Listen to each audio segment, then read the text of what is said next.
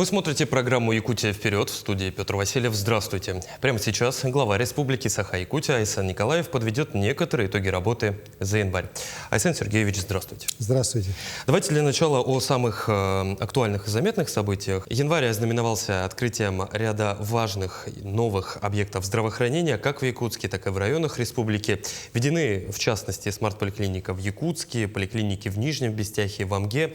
Ранее вы говорили о том, что за последние несколько лет введены сразу 110 новых объектов здравоохранения. Как это в целом отразилось на качестве предоставления медицинских услуг и удастся ли сохранить такие темпы по важнейшему направлению работы?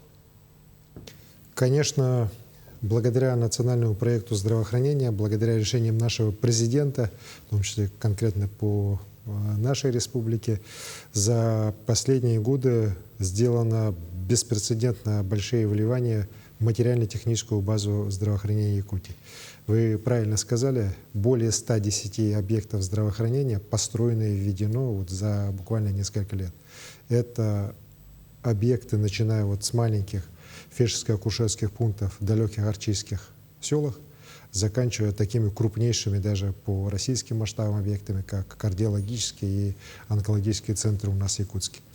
И, конечно же, это дает очень серьезную, знаете, в конечном итоге оценку изменений здравоохранения со стороны нашего населения.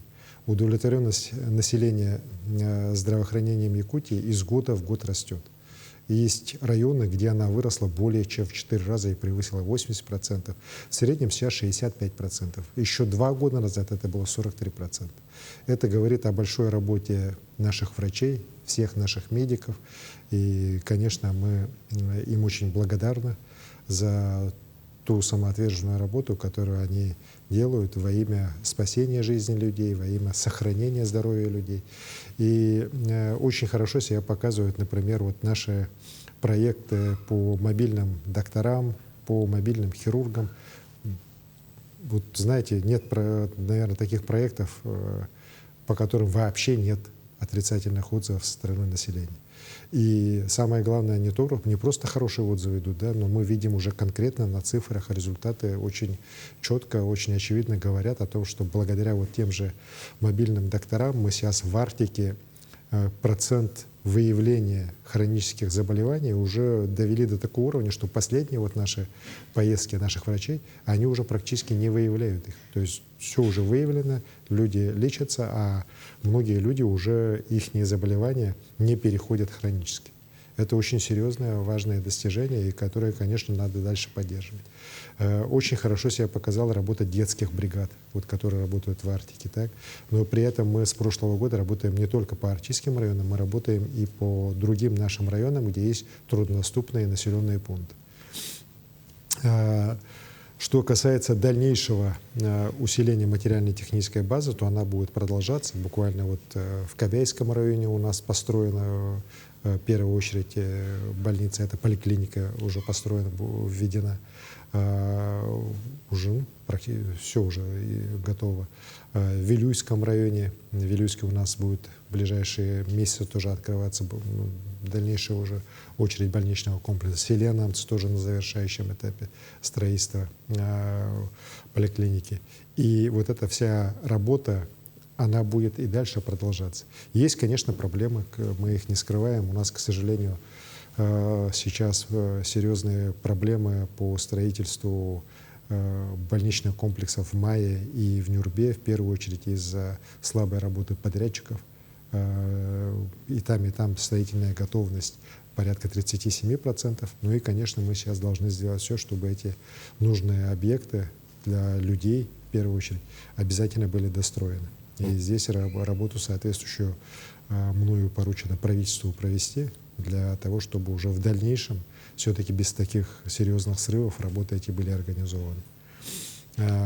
Есть положительные сдвиги по кадровому обеспечению. До недавнего времени у нас серьезно не хватало не только врачей, но и не хватало вот среднего медицинского персонала.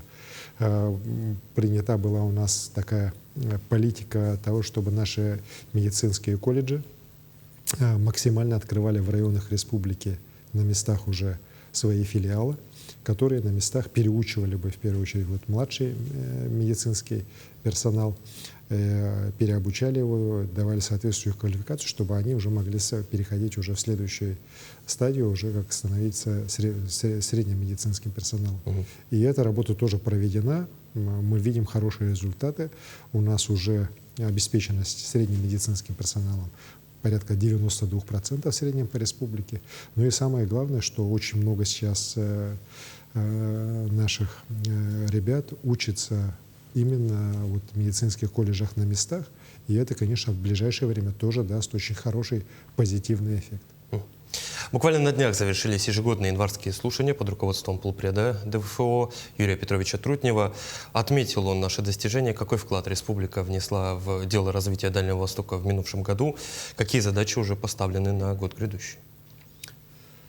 Традиционно в январе Нового года Юрий Петрович Трутнев всегда проводит такие январские слушания, куда приезжают не только главы регионов, но и руководители всех институтов развития Дальнего Востока, крупнейшие компании, работающие на Дальнем Востоке, и, безусловно, все руководство Министерства по развитию Дальнего Востока и Арктики, и уже руководители ряда федеральных министерств.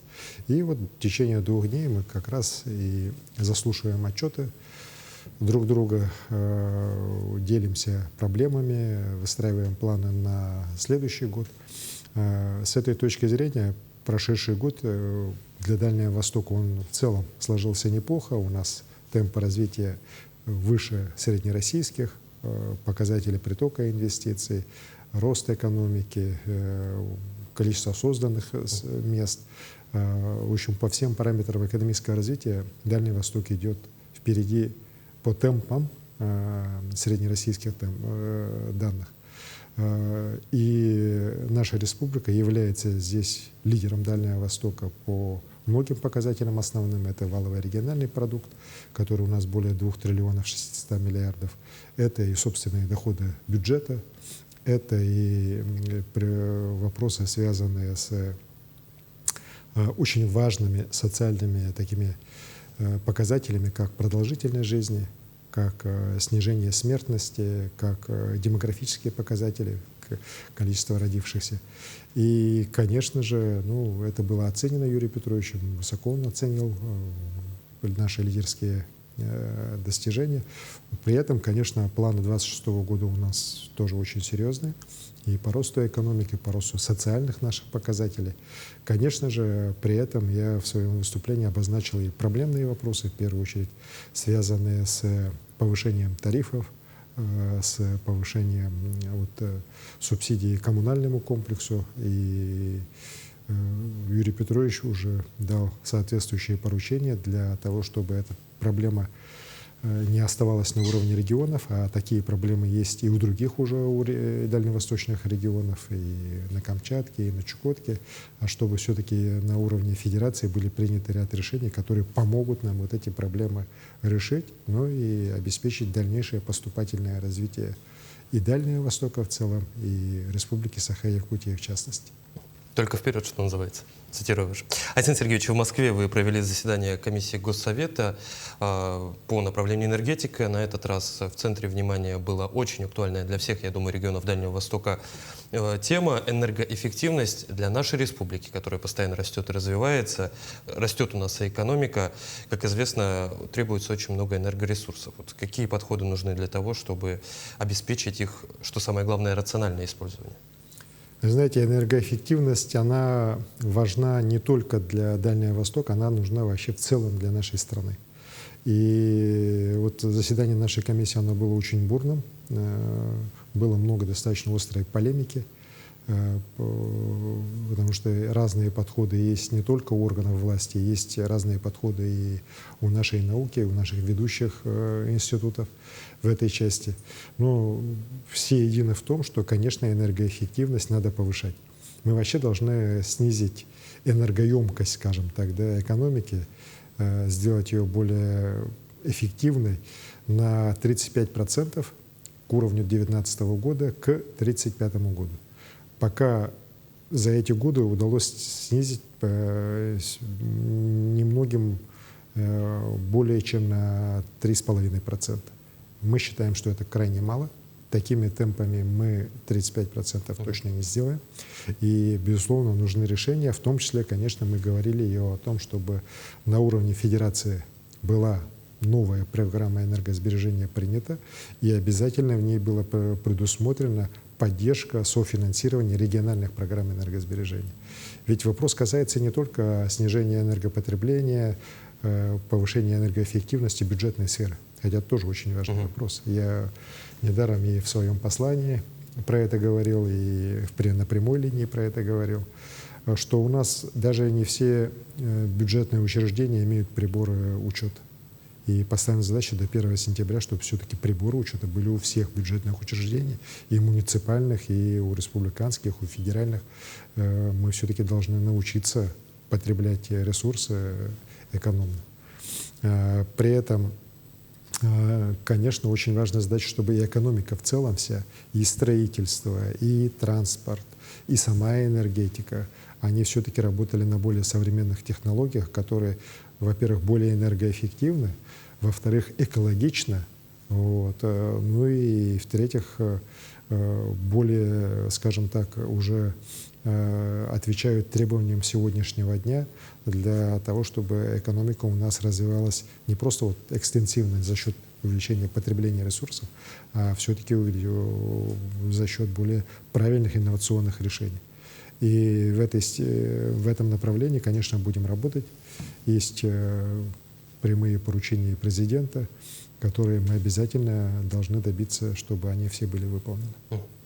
Александр Сергеевич, Якутск в январе получил 50 новых автобусов на торжественной церемонии вручения ключей. Вы поручили мэру города Евгению Николаевичу Григорьеву, чтобы автобусы вышли на линию уже в течение недели. Исполнило ли поручение и как дальше в целом общественный транспорт будет развиваться и в столице, и в районе? Для города Якутска это очень важная, серьезная проблема. Я постоянно на эту тему с руководством города разговариваю, довожу до них мнение, в том числе и горожан, которые мне пишут о необходимости более интенсивной замены автобусной техники, более рациональной организации перевозок. И за последние годы 124 автобуса было приобретено уже при поддержке правительства республики. В городе они уже появились, вот начиная с 2022 года. Начали работать. Сейчас, благодаря совместной нашей программе с ВЭБ РФ, крупнейшим институтом развития финансовым нашей страны, государственной лизинговой компанией приобретено 50 автобусов повышенной вместимости класса компании «Волгабас», современные, специально сделанные под условия северные автобусы, с учетом эксплуатации таких же автобусов этой марки в других северных городах. Они уже здесь поступили, вот как раз 22 января мы их уже передали. Они будут работать по нескольким маршрутам, по 2 маршрутам выйдет по 10 автобусов и по 6 маршрутам по 5 автобусов. Ну, в дальнейшем уже город сам еще будет смотреть, с автобусниками разговаривать, и если есть необходимость перераспределять. Но уверен, что эти автобусы, конечно, резко снизят проблему переполненности в автобусах города, особенно в часы пик, потому что их вместимость, считайте, почти в 2 раза больше, чем у пазиков. Вот. Ну и они современные, комфортные, работают на газу. Соответственно, и экология города, конечно же, будет лучше. Так? Уверен, что эта программа у нас будет продолжена. У нас в планах еще более 100 автобусов в ближайшие годы приобрести по различным финансовым механизмам, которые есть сегодня в Российской Федерации, для того, чтобы жителей города обеспечить качественным автобусным сообщением. Ну а что касается вышли и не вышли, как мне доложили, буквально в эти дни первый автобус выходит, ну и за ним другие, другие. Так что, ну, считайте, что в течение недели они уже начали появляться уже на улицах города Якутска. Это Это не очень может не важно. радовать. Александр Сергеевич, в январе работники образования традиционно собираются, чтобы наметить планы на год грядущий. В этом году на январском совещании вы сказали, что пилотный проект «Сетевой учитель» будет расширен. Вот какие же результаты показывает эта инициатива? Вы знаете, они очень хорошие результаты показывают. Я считаю, что создание такого центра, в котором как раз из Якутска учителя, лучшие преподаватели, дают уроки для отдаленных наших населенных пунктов, помогают им по особенности вот по профильным таким предметам, естественно-научным, таким как математика, физика, химия, они уже позволили достаточно серьезно изменить подготовку ребят к ЕГЭ, в первую очередь, по вот нашим далеким селам, где эта услуга очень была востребована. Вот в среднем по тем ребятам, которые занимались, мы видим, что по сравнению с начальными оценками, которые они получали, есть там итоговые у них лучше от 20 до 50%. Это очень значительный прогресс. Сейчас мною дано задание, чтобы количество школ, которые будут подсоединяться к этой системе, увеличивалось. Тут тоже надо понимать, что мы не должны гнаться за количеством, потому что, можно сказать, завтра все сельские школы, например, там труднодоступные, малокомплектные школы подключаем, но мы не сможем тогда обеспечить качественное все-таки изучение через сетевое общение, потому что мы все-таки настаиваем, чтобы было все-таки индивидуально, чтобы учитель, несмотря на то, что он не вместе с учениками физически, а через компьютер, с каждым ребенком работал индивидуально. Это очень важно. И поэтому мы будем постепенно наращивать мощности центра и здесь. Наряду с этим, конечно, будут подключаться и новые школы. Ну, то есть в год, например, там по 10, по 20 школ можно новых подключать. И оттуда ребят, которым требуется вот такая дополнительная подготовка к этому сетевому обучению уже присоединять и получать, на самом деле, еще раз говорю, очень хорошие результаты, когда ребенок, никуда не приезжая, через компьютер получает очень хорошую подготовку, позволяющую ему, главные такие экзамены школьные, сдавать на уже более высокие оценки гораздо, нежели чем он мог бы сдать, не готовясь вот так через сетевое обучение. И вообще вот технология дистанционного обучения, я считаю, для республики они очень важны, и мы их должны все-таки максимально внедрять с пониманием того, что все-таки, как бы мы ни хотели, но узкие предметники, хорошие, так, они все-таки у нас в сельской местности в том количестве, в каком это нам нужно, они не скоро появятся. И надо вот как раз, в том числе через такие методы современные, все-таки давать нашим возможность детям далеких сельских поселениях получать качественное образование. Александр Сергеевич, предлагаю еще немного обсудить итоги прошлого года. Якутское кино побило новый рекорд. Более 280 миллионов рублей собрали наши ленты. Фильм Диодорова «Против течения» вовсе стал самой окупаемой картиной в стране. Ввиду того, что нынешний 2026 у нас объявлен годом культуры, будет ли особое внимание уделяться именно вот кинопроизводству? В целом кино у нас в центре внимания. Мы многие годы системно поддерживаем наше якутское кино. И, конечно, я благодарен нашим кинематографистам за те замечательные достижения, которые, не побоюсь этого слова, прославили уже Якутию, вывели Якутию в число лидеров кинематографии нашей великой кинематографической державы России. И считаю, что эта работа у нас только начала уже очень хорошо, но она только на самом начале.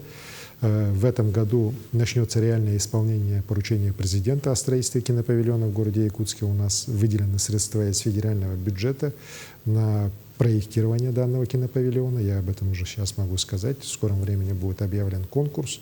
И надеемся, до конца года проект уже у нас будет готов.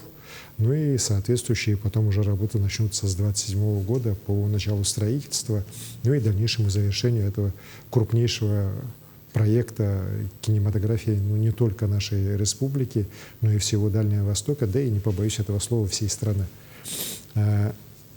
Что касается непосредственно показателей самих кино, да, у нас в прошлом году установлен рекорд 280 миллионов рублей собрано в кинотеатрах только на сеансах якутских кинофильмов. Напомню, в 2024 год была цифра 150 миллионов, то есть практически в 2 раза увеличена.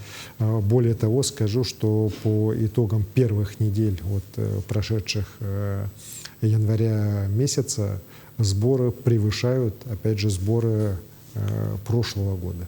Ну, то есть, дай бог, если до конца года еще будет ряд каких-либо премьер хороших, ряд новых таких фильмов, которые привлекут активно в кинотеатры зрителей, то надеемся, что показатели якутского кинематографа в кинотеатрах сборы будут только повышаться. Январь в нашей республике – это месяц крайне экстремально низких температур, которые, в свою очередь, привлекают множество туристов из разных стран, из городов нашей большой страны. Они, в свою очередь, задают тренды в социальных сетях и доширак заваривают, и окунаются в прорубь, и делают фейерверк из горячей воды. Как считаете, вот этот тренд – это результат целенаправленной политики в нашей республике? Ну, безусловно, то, что Якутия становится местом, куда люди хотят приехать, испытать себя, испытать мороз, да, это уже очевидно. Вот. На самом деле мы как раз и много про это говорили, что якутский холод — это не минус, это плюс, который мы должны научиться использовать, в первую очередь как раз для туристов, которым очень важно вот такое испытать настоящую зиму, настоящие морозы. И с этой точки зрения вот, увеличение туристов иностранных, увеличение туристов из других регионов, которое сегодня идет, нас нисколько не удивляет. Вот. Тому есть и хорошие у нас и основания. Это и замечательное мероприятие, вот, зима начинается с Якутии. Это и вот даже тот же ультрамарафон на полюсе холода в Аймеконе, который тоже становится очень интересным, очень популярным. Есть много других более таких локальных каких-то мероприятий. И уверен, что, конечно, еще раз повторюсь, туризм в Якутии очень важная точка для местного бизнеса, малого, среднего, которым нужно вдумчиво заниматься. Другой вопрос, что здесь, конечно, должна быть поддержка со стороны муниципальных органов власти, в первую очередь, это в части земельных участков, в части помощи в организации бизнеса. Но вместе с тем, я вот еще раз говорю, у меня твердое мнение, что это как раз вот та ниша, которую наш бизнес, средний, малый бизнес должны занять и должны очень четко отработать. Ну а со стороны правительства какая-то определенная координирующая роль с крупными вот нашими туроператорами должна быть тоже обязательно закреплена для создания каких-то полноценных туристических маршрутов, для создания логистики. Вот мы на этом сосредотачиваемся как раз, и, надеюсь, уже в этом году наконец-то будет закончена проектно-сметная документация по реконструкции международного терминала нашего аэропорта для того, чтобы мы могли уже кратно увеличить количество международных рейсов, а запрос на это есть. Вот. Это и строительство гостиниц. Вот сейчас строительство гостиницы «Космос» активно идет, и мы надеемся уже в следующем году, это в 2027 году гостиница начнет работать. Есть другие проекты, вот, в том числе и уже непосредственно на туристических таких локациях, таких как Ленские столбы, там, полюс холода, другие места. И, конечно, я считаю, что, еще раз говорю, туризмом надо заниматься и его постепенно вот выводить на одни из ведущих направлений в целом в экономике нашей республики. Тем более нам есть что показать, что называется, Конечно. все флаги в гости к нам. Александр Сергеевич, я благодарю вас за интересную беседу. Спасибо, что пришли к нам в студию. Спасибо. Ну, я напомню, вы смотрели программу «Якутия вперед». До встречи.